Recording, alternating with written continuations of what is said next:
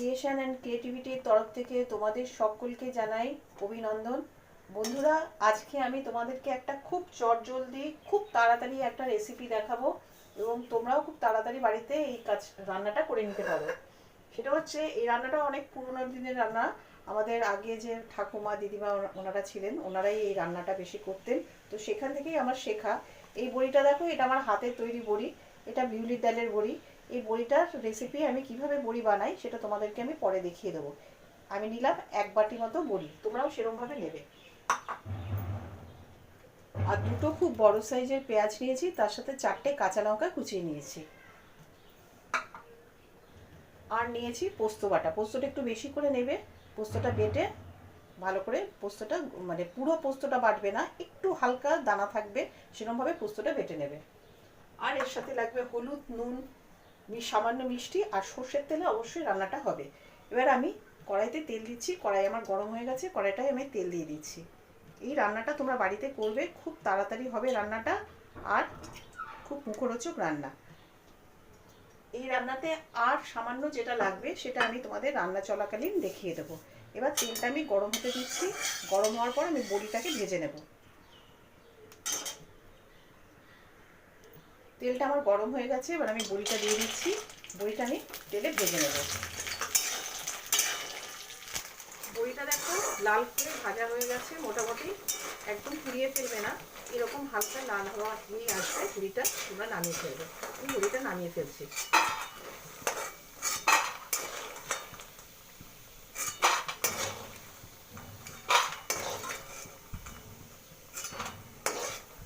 বড়িটা নামিয়ে এবার আমি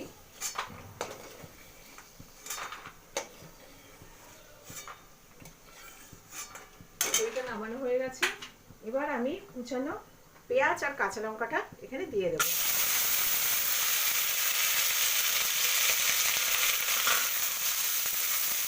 পেঁয়াজ আর কাঁচা লঙ্কাটা দিয়ে এটা বেশ লালচে করে ভেজে নেব। বন্ধুরা দেখো, পেঁয়াজটা লালচে আবার এসে গেছে। এবার এটার মধ্যে আমি যে পোস্তটা তোমাদের বেটে দেখিয়েছিলাম, ওটার মধ্যে আমি লাল কাশ্মীরি লঙ্কার গুঁড়ো আর হলুদ একটু মিশিয়ে রেখেছি, দিয়ে এবার এটা আমি ওখানে ঢেলে দিলাম।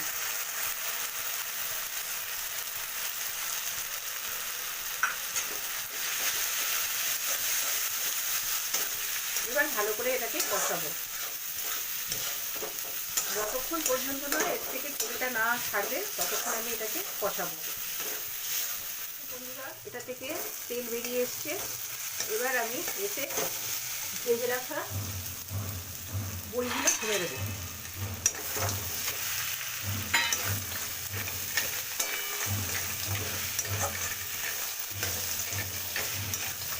ভালো করে বড়ির সাথে পোস্ত বাটাটা ভালো করে মিশিয়ে নেব।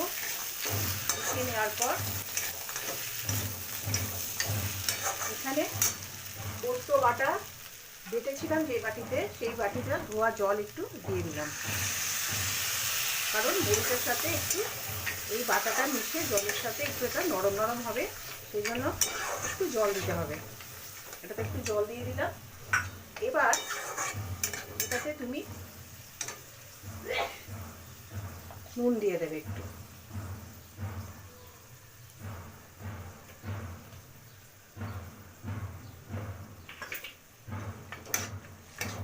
নুন দিয়ে দিলাম। এবার এটা একটু হতে দেবো, 5 মিনিট এটাকে হতে দেবো, তারপরে তোমাদেরকে এটা দেখাচ্ছি। বন্ধুরা দেখো, 5 মিনিট হয়ে গেছে। প্রত্যেকটা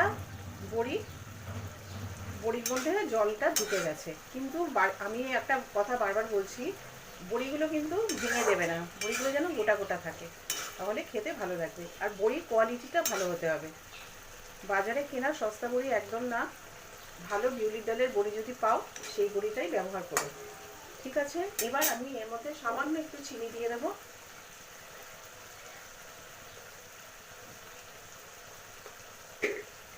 সামান্য একটু চিনি দিয়ে দিচ্ছি এখানে, খুব সামান্য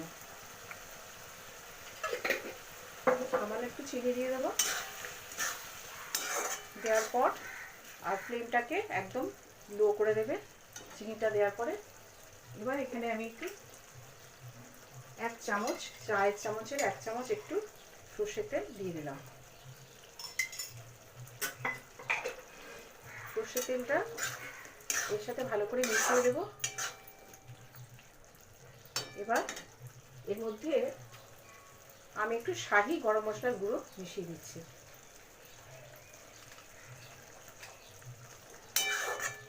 অলমোস্ট ডান আমার বড়ি পোস্ত। তোমরা এটা বাড়িতে অবশ্যই করে খেয়ে দেখো। আশা করি তোমাদের ভালো লাগবে। আর ভালো লাগলে অবশ্যই আমাকে একটা কমেন্ট করো আর বন্ধুদের সাথে শেয়ার করো। আর চ্যানেলটা সাবস্ক্রাইব করতে ভুলো না। ধন্যবাদ।